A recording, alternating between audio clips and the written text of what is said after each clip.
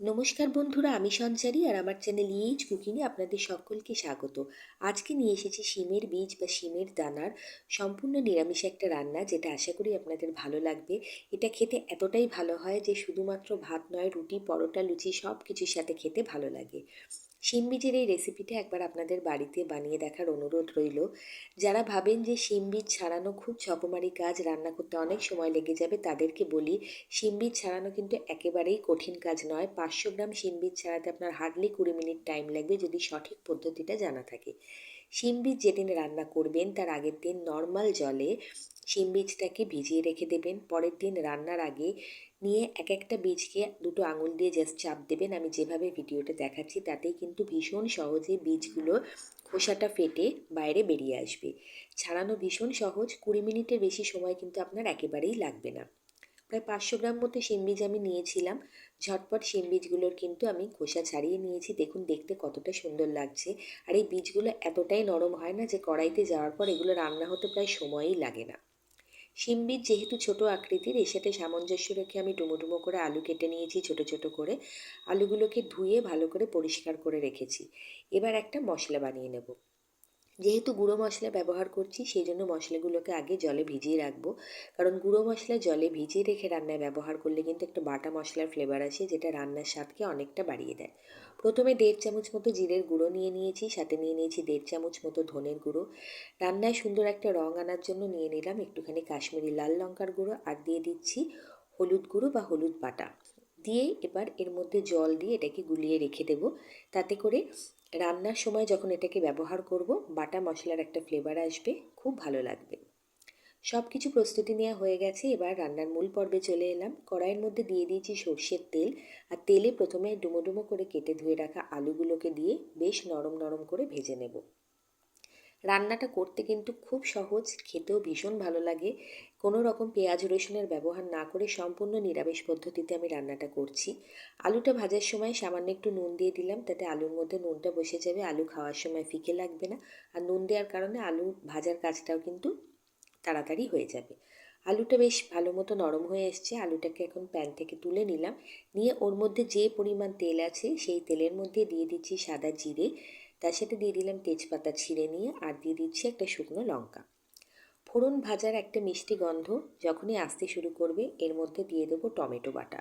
একটা বড় সাইজের টমেটোকে ভালো করে মিক্সির জারে দিয়ে ব্লেন্ড করে রেখেছিলাম অল্প জল দিয়ে। টমেটো বাটাটা এখানে ব্যবহার করলাম, এতে রান্নার স্বাদও ভালো আসবে, রান্নার টেক্সচারটাও ভালো আসবে, আর গ্রেভিটা বেশি একটু ঘন হবে, কারণ এখানে আমরা পেঁয়াজের কোনো ব্যবহার করছি না, শুধু নিরামিষ পদ্ধতিতে বানাচ্ছি।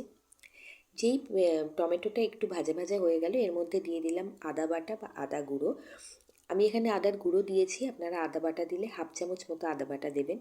দিয়ে এর মধ্যে বেশ ভালো করে আবার একটু কষিয়ে নিলাম। যখন একটু অল্প অল্প তেল ছাড়তে শুরু করলো, তখন যে মশলাটাকে জলে ভিজিয়ে রেখেছিলাম গুঁড়ো মশলাটাকে, সেটা এখানে দিয়ে দিলাম।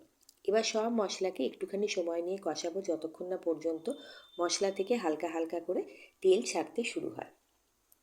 নিরামিষ রান্নার দিনে কিন্তু এই শিম বিচির রেসিপিটা ট্রাই করতে পারেন। এটা একটা সিজনাল একটা সবজি বলতে পারেন, কারণ এই শীতকালের এই সময়টাতেই পাওয়া যায়। সেই জন্য একবার হলে অন্তত ট্রাই করবেন যদি চোখে পড়ে। বাজারে এই সময় কিন্তু এই শিম বীজ ভালো দেখতে পাওয়া যায়। দেখতে পেলে অবশ্যই একবার এনে ট্রাই করবেন, একটু নিরাশ হবেন না, খেতে এতটাই ভালো লাগে। মশলা থেকে তেল ছেড়ে দিয়েছে, এবার এর মধ্যে ভেজে রাখা আলুর টুকরোগুলো দিলাম। দিয়ে মশলার সাথে আলুটাকে আরেকটুখানি সময় নিয়ে আমি কষিয়ে নিচ্ছি। এতে করে আলুর মধ্যে মশলার সব ফ্লেভারও চলে যাবে, আর আলুটা যেটুকু নরম হওয়া বাকি ছিল সেটুকুও হয়ে যাবে। দিয়ে দিলাম চেরা কাঁচা লঙ্কা। আর আলু আর মশলা ভালোভাবে কষে যেতে এর মধ্যে দিয়ে দিলাম ধুয়ে রাখা শিমের বীজ বা শিমের দানাগুলো। এবার আলু মশলার সাথে শিমের বীজটাকে মিনিট দুয়েকের মতো নাড়াচাড়া করব, করে এর মধ্যে দিয়ে দিলাম স্বাদ অনুযায়ী নুন। নুনটা দেওয়ার পরে আবারও একটু ভালো করে নাড়াচাড়া করে নিচ্ছি। এভাবে নাড়াচাড়া করতে করতে কিন্তু শিমের বীজগুলো একেবারে নরম হয়ে যাবে, কারণ এগুলো এমনিতেই ভীষণ নরম প্রকৃতির, বেশি সময় লাগবে না। টোটাল 3-4 মিনিট মতো হয়েছে আলু আর শিমের বীজ নাড়াচাড়া করতে করতে। দেখুন বীজগুলো একদম নরম হয়ে গেছে, আলু তো নরম হয়েই গেছে। এবার এর মধ্যে আমি একটু গরম জল ব্যবহার করছি। যে কোনো রান্না একটু গ্রেভি বানানোর সময় যদি গরম জলের ব্যবহার করা যায় না, রান্নার স্বাদ কিন্তু দ্বিগুণ হয়ে যায়। একেবারে ঠান্ডা জল না দিয়ে একটু উষ্ণ জল ব্যবহার করবেন।